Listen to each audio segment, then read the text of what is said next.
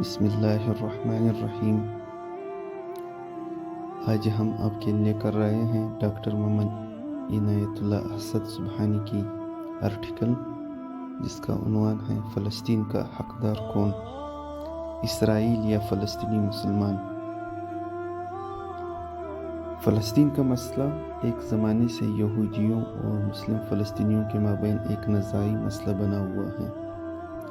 اس کی بنیاد پر نہ جانے کتنی خون کی نہدیاں بہہ چکی ہیں، نہ جانے کتنے خاندان تباہ ہو چکے ہیں، اور نہ جانے کتنے ایمان فروش ایمان کا سودا کر کے رسوائے زمانہ ہو چکے ہیں۔ اسرائیل کا دعویٰ ہے کہ فلسطین ان کا ہے، جبکہ رواں نصف صدی کے غاصبانہ قبضے سے پہلے تاریخ کے کسی دور میں بھی انہیں حاکمانہ اور فاتحانہ حیثیت میں وہاں رہنا یا بسنا نصیب نہیں ہوا۔ اس کے برعکس مسلمانوں کی اس سے گہری وابستگی ابتداء اسلام سے ہی ثابت ہے۔ قرآن پاک کی ایک مشہور سورہ ہے سورہ اسراء۔ اس سورہ کی ابتدا سے اس بیان سے ہوتی ہے کہ بڑی عظمتوں کا مالک ہے وہ اللہ جو اپنے محبوب بندے یعنی محمد صلی اللہ علیہ وآلہ وسلم کو راتوں رات مسجد حرام سے مسجد اقصی لے گیا، جس کے گرد و پیش ہماری طرف سے برکتوں کا سایہ رہتا ہے۔ وہ اسے لے گیا تاکہ وہاں اسے اپنی عظیم نشانیوں کا مشاہدہ کرایا جا سکے۔ ارشاد باری تعالیٰ ہیں جن کا ترجمہ یہ ہے، راتوں رات مسجد حرام سے مسجد اقصی یعنی بیت المقدس آپ کو لے جانا دراصل اس بات کا اعلان تھا کہ محمد عربی صلی اللہ علیہ وآلہ وسلم کی نبوت عالمی نبوت ہے، جس سے مسجد اقصی کا بھی ویسا ہی تعلق ہے جیسا مسجد حرام کا، اور عنقریب مسجد حرام اور مسجد اقصی دونوں کی کنجیاں آپ کے ہاتھوں میں آ جائے گی۔ ترجمہ ختم ہوا۔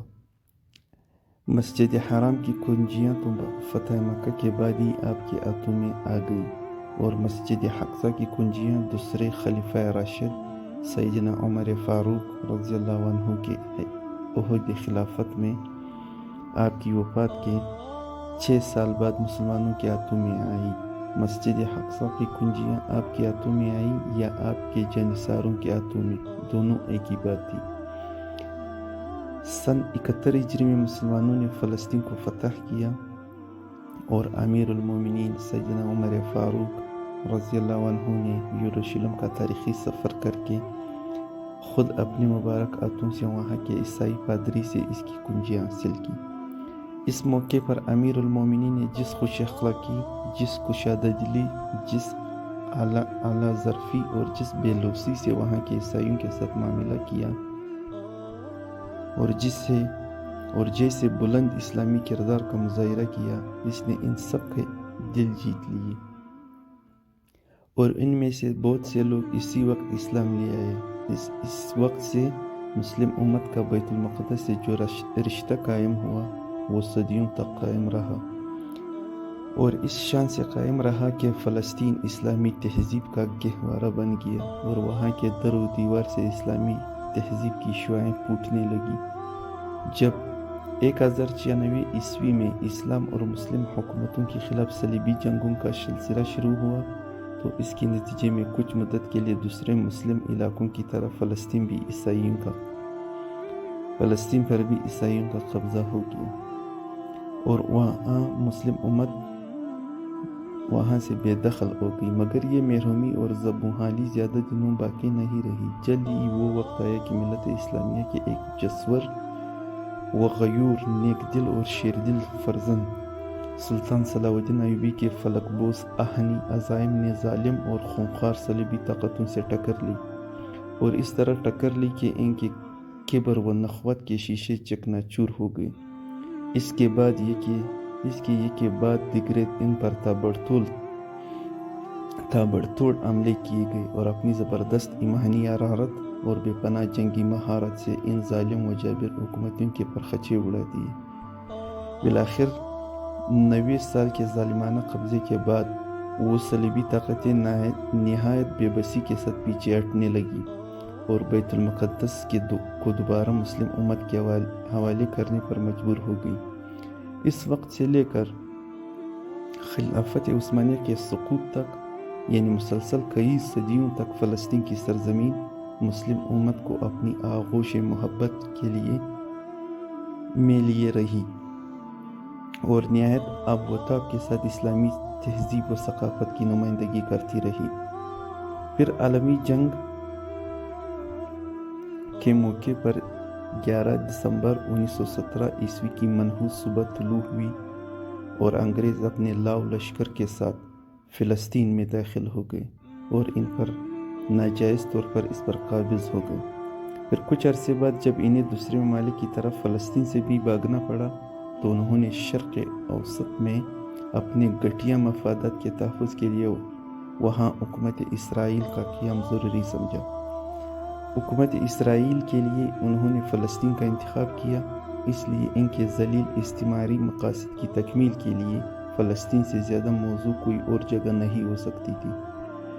اسی وقت سے انہوں نے فلسطینی مسلمانوں کے خلاف گنوانی سازشوں کے جال بننے شروع کر دی اور نہایت بے رحمی اور سفاکی کے ساتھ وہاں کے مسلمانوں کو قتل کرنے جو وہاں صدیوں سے بسے ہوئے تھے، انہیں وہاں سے بھگانے اور ان سے فلسطین کو خالی کرانے کی ناپاک مہم شروع کر دی گئی۔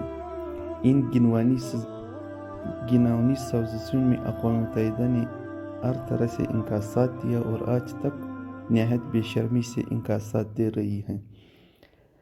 یہاں تک اس بات کی وضاحت ضروری ہے کہ کسی زمانے میں مسلمانوں نے بھی بہت سے ملکوں کو فتح کیا تھا، جس طرح دوسری قومیں مختلف زمانوں میں ملکوں کو فتح کرتی رہی، مگر مسلمانوں کی فتوحات اور دیگر قوموں کی فتوحات میں بنیادی فرق یہ رہا کہ دوسری قوموں نے ہمیشہ ملکوں کو فتح کیا ہے انہیں لوٹنے، ان کے خزانوں پر قبضہ کرنے اور اپنی سلطنت یا اپنے دائرہ اقتدار کو وسیع کرنے کے لیے۔ چنانچہ اس کے لیے انہوں نے وہاں کے باشندوں کو بے دریغ قتل کیا، ان کی آبادیوں کو نہایت بے دردی سے لوٹا اور ہر طرح سے ان کی طاقت توڑنے اور ان کی تعداد گھٹانے کی کوشش کی۔ اس کے برعکس مسلم امت نے جب بھی ان ملکوں کو فتح کیا، وہاں کے مظلوم رعایا کو ان کے ظالم و جابر بادشاہوں سے نجات دلانے کے لیے فتح کیا ہے۔ انہوں نے ہمیشہ ظالم بادشاہوں اور ان کی خونخوار فوجوں سے جنگ کی ہے، کبھی رعایا پر ہاتھ نہیں اٹھایا ہے۔ انہوں نے کبھی کسی بوڑھے، کسی کمزور، کسی عورت، کسی بچے پر ہاتھ نہیں اٹھایا، نہ کسی بھی طور سے انہیں کوئی نقصان پہنچایا ہے۔ انہوں نے وہاں کے باشندوں کے ساتھ ہمیشہ ہمدردی اور غمخواری کا معاملہ کیا ہے، کبھی انہیں لوٹنے اور اجاڑنے اور وہاں کی دولت اپنے ملکوں میں منتقل کرنے کی کوشش نہیں کی۔ حد یہ ہے کہ جن دشمن فوجوں سے انہوں نے جنگ کی، جنگ ختم ہونے اور ان پر فتح حاصل ہو جانے کے بعد ان کے زخمی فوجوں کو جان سے مار دینے کی بجائے خود اپنے ہاتھوں سے ان کی مرہم پٹی کی ہے، حسب ضرورت ان کے کھانے پینے کا انتظام کیا ہے اور ہر طرح سے ان کی جان بچانے، نیز ان کے اخلاق سنوارنے اور ان کے حق کی روشنی دکھانے کی کوشش کی ہے۔ چنانچہ مفتوحہ ممالک کی رعایا نے انہیں ہمیشہ اپنے لیے رحمت سمجھا ہے، انہیں اپنے ہاں ٹھہرنے کی دعوت دی ہے اور جب وہاں سے وہ رخصت ہونے لگے ہیں تو باصرار انہیں روکنے کی کوشش کی ہے، اور اگر وہ روکنے کے لیے تیار نہیں ہوئے تو محبت اور تشکر کے گرم عنصروں کے ساتھ انہیں رخصت کیا ہے۔ مسلم امت کی فتوحات اور دوسری قوموں کی فتوحات میں یہ بنیادی فرق ہے جس کو کبھی فراموش نہیں کرنا چاہیے۔ ایک جنگ قوموں کے لیے رحمت ہوتی ہے اور دوسری جنگ عذاب ہوتی ہے، جسے جنگل کے درندے اور بلوں میں رہنے والے سانپ بھی پناہ مانگتے ہیں۔ بہرکیف یہ بات ہمیں کسی بھی طرح نہیں بھولنی چاہیے کہ عالمی جنگ سے پوری تاریخ میں یہودی قوم کا فلسطین سے کوئی تعلق نہیں رہا، جبکہ مسلم امت کا اس سے تعلق ابتداء اسلام سے ہے، اور یہ تعلق چند مہینوں اور چند سالوں کا نہیں بلکہ مسلسل کئی صدیوں پر مشتمل ہے۔ فلسطین سے مسلمانوں کا بس یہی تعلق نہیں کہ وہ ان کا صدیوں پرانا وطن ہے، بلکہ ہجرت مدینہ کے بعد تقریباً 16-17 ماہ تک بیت المقدس ان کا قبلہ رہا۔ جس کی طرف رخ کر کے وہ اپنی پنجگانہ نمازیں ادا کرتے رہے۔ صحیح بخاری اور صحیح مسلم کی روایت ہیں، گویا تاریخ کے ایک دوسرے دور میں مسلم امت کے لیے بیت المقدس کی وہی حیثیت رہی ہے جو اس سے پہلے، پھر اس کے بعد سے لے کر آج تک، بلکہ قیامت تک کے لیے خانہ کعبہ کو حاصل رہی ہے اور حاصل رہے گی۔ یہ یہودی قوم کے پاس فلسطین کا حقدار ہونے کی کوئی دلیل نہیں ہے سوائے اس کے کہ فلسطین اللہ تعالیٰ کے ان بے شمار رسولوں اور نبیوں کا مرکز رہا ہے جن کا نسبی تعلق بنی اسرائیل سے تھا۔ حضرت محمد صلی اللہ علیہ وآلہ وسلم سے پہلے ایک زمانہ دراز تک فلسطین نبوت و رسالت کا مرکز رہا اور نبوت و رسالت کے تاجداروں کی بڑی تعداد بنی اسرائیل سے تعلق رکھتی تھی۔ حضرت اسحاق علیہ السلام، حضرت یعقوب، حضرت یوسف، حضرت داؤد، حضرت سلیمان، حضرت زکریا، حضرت یحییٰ، حضرت عیسیٰ اور نہ جانے کتنے انبیاء اور رسول جن کے نام بھی کسی کو نہیں معلوم، اس لیے کہ قرآن پاک نے ان کی طرف صرف اشارے کیے ہیں، ان کے نام نہیں لیے ہیں۔ وہ سارے انبیاء اور رسول یا ان میں سے بہت سے لوگ اسی سرزمین مقدس میں مبعوث ہوئے اور کار نبوت و رسالت انجام دینے کے بعد وہی پیوند خاک ہو گئی۔ یہودی قوم ان میں سے بہتوں کو اپنا نبی کہتی اور ان کا وارث ہونے کا دعویٰ کرتی ہیں اور بطور وراثت اس سرزمین کا حقدار ہونے پر اصرار کرتی ہیں۔ لیکن سوال یہ ہے کہ اللہ کے ان نبیوں اور رسولوں سے یہودیوں کو کیا واسطہ؟ یہودی تو ان رسولوں میں سے کسی ایک رسول پر بھی ایمان نہیں لائے، نہ انہیں برداشت کیا۔ اس کے برعکس وہ اپنی تاریخ کے ہر دور میں ان سے برسر پیکار رہے۔ جن کو وہ قتل کر سکے انہیں قتل کر دیا گیا، جن کو قتل نہیں کر سکے انہیں جھٹلاتے اور ان کی مخالفت کرتے رہے۔ قرآن پاک میں یہودیوں کو سرزنش کرتے ہوئے فرمایا گیا ہے، ترجمہ: تو کیا ایسا ہے کہ جب تمہارے پاس کوئی رسول آیا ایسی تعلیمات لے کر جو تمہاری طبیعت کے خلاف تھی تو تم نے نخوت کا مظاہرہ کیا، کسی کو تو تم نے جھٹلا دیا اور کسی سے کے خون کے پیاسے ہو گئے۔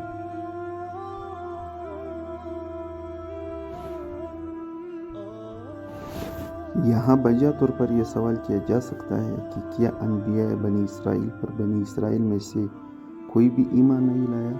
اس کا جواب یہ ہے کہ ایسا نہیں ہے، بلکہ بلا شبہ اللہ کے ہر نبی اور ہر رسول پر بنی اسرائیل کے تھوڑے یا زیادہ لوگ ایمان لاتے رہے جن کا ذکر قرآن مجید میں جگہ جگہ موجود ہے، مگر انہیں ایمان لانے کے بعد وہ لوگ یہودی یا عیسائی نہیں رہتے تھے۔ وہ اپنے آپ کو مسلم کہتے تھے اور مسلم ہی کہلانا پسند کرتے تھے۔ وہ اپنی قوم کو یہودیت یا عیسائیت کی نہیں بلکہ اسلام کی دعوت دیتے تھے۔ درج ذیل آیات سے اس سلسلے میں کس قدر واضح ہیں۔ موسیٰ نے کہا، اے میری قوم، اگر تم اللہ پر ایمان لائے ہو تو اس سے اچھی امید رکھو اگر تم اسلام کی شیدائی ہو۔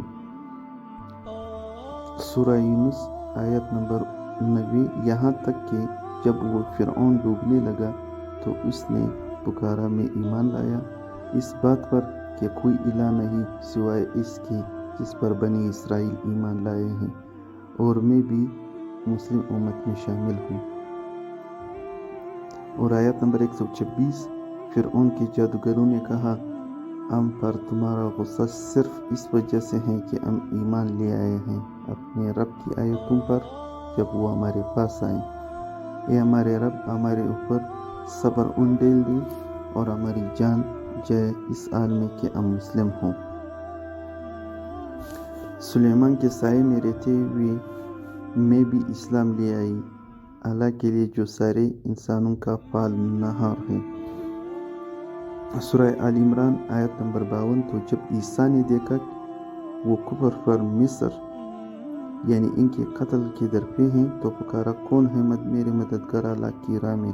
حواریوں نے کہا، ہم ہیں اللہ کے مددگار، ہم ایمان لے آئے ہیں، گواہ رہیے کہ ہم مسلم ہیں۔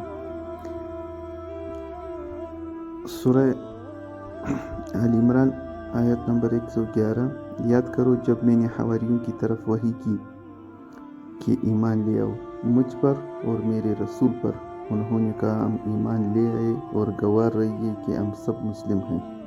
ان آیات سے بالکل واضح ہو جاتی ہیں کہ بنی اسرائیل میں آنے والے نبیوں اور رسولوں نے کبھی بھی یہودیت یا عیسائیت کی دعوت نہیں دی، بلا استثناء وہ سب مسلم تھے، اور ان سب میں سے سب نے اپنی قوم کو اسلام کی ہی دعوت دی۔ اس طرح جو لوگ ان پر ایمان لائے وہ سب مسلم کہلائے، اور جو لوگ ایمان نہیں لائے وہ اپنی یہودیت یا عیسائیت پر نازاں رہے اور اپنے آپ کو یہودی یا عیسائی کہلاتے رہے۔ اس موقع پر کوئی بھی ہوشمند اور عاقل انسان بآسانی یہ فیصلہ کر سکتا ہے کہ ان انبیاء اور رسول کے وارث یہودی ہوں گے یا مسلم امت ہوگی۔ اللہ تعالیٰ کا ارشاد ہے، سورہ آل عمران آیت نمبر 68، ابراہیم سے سب سے زیادہ قریب وہ لوگ ہیں جنہوں نے اس کی پیروی کی، نیز اس سے سب سے زیادہ قریب یہ نبی ہیں اور وہ لوگ جو اس پر ایمان لائے ہیں، اور اللہ ان مومنین کا سرپرست ہیں۔ یہودی قوم نہ صرف یہ کہ ان نبیوں اور رسولوں کے کسی بھی طور پر وارث نہیں ہو سکتی، بلکہ یہ ان سب کی دشمن ہیں، لہٰذا ان میں سے کسی کا نام لینے کا بھی اسے حق نہیں۔ یہ بلا استثناء ان تمام رسولوں اور نبیوں کی دشمن ہیں، اور خود حضرت موسیٰ علیہ السلام کی بھی دشمن ہیں، جن کا وہ نام لیتی ہیں اور جس کی لائی ہوئی تورات کا وہ حوالہ دیتی ہیں۔ اس قوم نے حضرت موسیٰ علیہ السلام کو کتنا تنگ کیا ہے اور کس طرح انہیں اذیت پہنچائی ہے، اس کا ذکر جگہ جگہ قرآن پاک میں موجود ہے۔ ایک جگہ ارشاد ہے، سورہ احزاب آیت نمبر 69، اے وہ لوگوں جو ایمان لائے ہو، تم ان لوگوں کی طرح نہ ہو جانا جنہوں نے موسیٰ کو اذیت پہنچائی، تو اللہ نے بچا لیا اس سے ان کی اذیتوں سے، اور اللہ تعالیٰ کے ہاں بڑے رتبے والے تھے۔ ایک دوسری جگہ خود حضرت موسیٰ علیہ السلام نے اپنی قوم سے اس بات کا شکوہ کیا ہے، اور یاد کرو اس وقت کو جب موسیٰ نے اپنی قوم سے کہا، اے میری قوم، تم کیوں مجھے اذیت پہنچاتے ہو، جبکہ تم اچھی طرح جانتے ہو کہ میں اللہ کی طرف سے تمہاری طرف بھیجا گیا ہوں۔ اس قوم نے جب حضرت موسیٰ علیہ السلام کی قدر نہیں کی تو وہ ان کی لائی ہوئی تورات کی کیا قدر کرتی۔ چنانچہ اس نے پوری ڈٹائی سے اس پر تحریف کی کینچی چلائی اور اسے اپنی نفسانی خواہشات کے سانچے میں ڈال لیا۔ یہ ایک دردناک حقیقت ہے کہ اس وقت یہودی قوم کے ہاتھوں میں جو تورات ہیں، یہ وہ تورات نہیں ہے جو حضرت موسیٰ علیہ السلام لائے تھے۔ حضرت موسیٰ علیہ السلام جو تورات لائے تھے وہ تورات اس سے بالکل مختلف تھی۔ اس میں بہت سی وہ باتیں ہیں جو اس میں نہیں تھیں، اور بہت سی وہ باتیں ہیں جو اس میں تھی اس میں نہیں ہیں۔ ضروری ہے کہ ان باتوں کو ہم اچھی طرح سمجھ لیں، اس لیے کہ ان کے سلسلے میں بہت سے لوگ غلط فہمی کا شکار ہیں۔ آج ہمارے درمیان ایسے لوگوں کی کمی نہیں ہے جو حضرت موسیٰ، حضرت داؤد، حضرت سلیمان علیہ السلام کو یہودیوں کا نبی کہتے ہیں، حالانکہ یہ سب نبی ہیں، ہمارے ہیں۔ یہودیوں کا ان سے کوئی تعلق نہیں۔ رسولوں اور نبیوں کا تعلق کبھی کسی نسل و قرابت کی بنیاد پر نہیں ہوتا، بلکہ ایمان و تقوی کی بنیاد پر ہوتا ہے۔ وہ گروہ ان کی لائی ہوئی تعلیمات پر عمل پیرا اور ان کے بتائے ہوئے راستے پر گامزن ہوگا، وہی ان کا وارث ہوگا، اور جو ان کے راستے سے ہٹا ہوا اور ان کی تعلیمات سے بیزار ہوگا، ان کا اس سے کوئی تعلق نہیں ہوگا۔ آج ایسے لوگوں کی بھی کمی نہیں جو یہودیت اور عیسائیت کو آسمانی مذاہب شمار کرتے ہیں، حالانکہ یہودیت اور عیسائیت کا وحی و رسالت یا خدا اور اس کے رسولوں سے کوئی تعلق نہیں ہے۔ اللہ تعالیٰ کے ہاں سے آیا ہوا دین بس ایک دین ہے، دین اسلام۔ اللہ تعالیٰ نے اپنی پیاری کتاب میں صاف صاف اس کا اعلان فرما دیا ہے۔ ارشاد باری تعالیٰ ہے، ان الدین عند اللہ الاسلام، یعنی اللہ کے نزدیک دین بس اسلام ہی ہے۔ اسلام کے علاوہ جتنے بھی ادیان اور جتنے بھی مذاہب ہیں وہ انسانوں کے خود اپنے بنائے ہوئے ہیں۔ ان ادیان و مذاہب کو اختیار کر کے انسان کبھی بھی اپنے رب کو نہیں پا سکتا، نہ کبھی فلاح و کامرانی کا منہ دیکھ سکتا ہے۔ اس طرح یقینی طور پر یہودیت اور عیسائیت کی بالکل وہی حیثیت ہیں جو دنیا کے دوسرے ازموں اور دوسرے انسانی مذاہب کی ہیں، مگر ان سب باتوں کے باوجود چونکہ دین اسلام ہمارے انسانوں کا رب کا بھیجا ہوا دین ہے اور سارے انسانوں کی رہنمائی اور خیرخواہی کے لیے آیا ہے، اسی وجہ سے اس میں کسی طرح کی تنگی نہیں ہے، اس کا سینہ سب کے لیے کشادہ ہے۔ اگر یہودی آج بھی اپنی اسلام دشمنی اور مسلم دشمنی سے باز آ جائیں اور فلسطین کے معزز شہروں کی حیثیت سے فلسطین میں رہنا چاہے تو مسلم قوم کو وہ دوسروں سے زیادہ اعلی ظرف اور فراخ دل پائیں گے، لیکن اگر وہ مسلم امت کی غیرت و حمیت اور اس کی وقار کو چیلنج کرتے ہیں اور ظلم اور بربریت سے اس کے کسی خطۂ زمین پر قبضہ کر کے اس سے یہودی ریاست بنانا چاہتے ہیں تو مسلم حکومت کسی بھی حال میں یہ ذلت برداشت نہیں کر سکتی۔ وہ آخر دم تک اس کے لیے لڑتی رہے گی۔ اگر مسلم امت کے سروں پر مسلط کچھ حکمرانوں اور بادشاہوں کا خون سفید ہو گیا تو اسے اسرائیل کو دھوکہ نہیں کھانا چاہیے۔ اسرائیل کو اچھی طرح سمجھ لینا چاہیے کہ آج بھی مسلم امت کی رگوں میں دوڑنے والا خون نہایت سرخ ہے اور ایمانی حرارت سے کھول رہا ہے۔ وہ اسلامی مقدسات کے تحفظ کے لیے ہر بازی کھیل سکتی ہیں اور اپنی قیمتی سے قیمتی متاع کو داؤ پر لگا سکتی ہیں۔ وہ اپنے سروں پر مسلط جابر، ظالم اور اسلام دشمن حکمرانوں اور بادشاہوں سے بھی عاجز آ چکی ہیں اور اللہ تعالیٰ کی مدد شامل حال رہی تو انشاءاللہ وہ وقت دور نہیں ہے جب وہ ان سب کو اپنے پیروں سے روند کر سارے عالم کے لیے نمونۂ عبرت بنا دے گی۔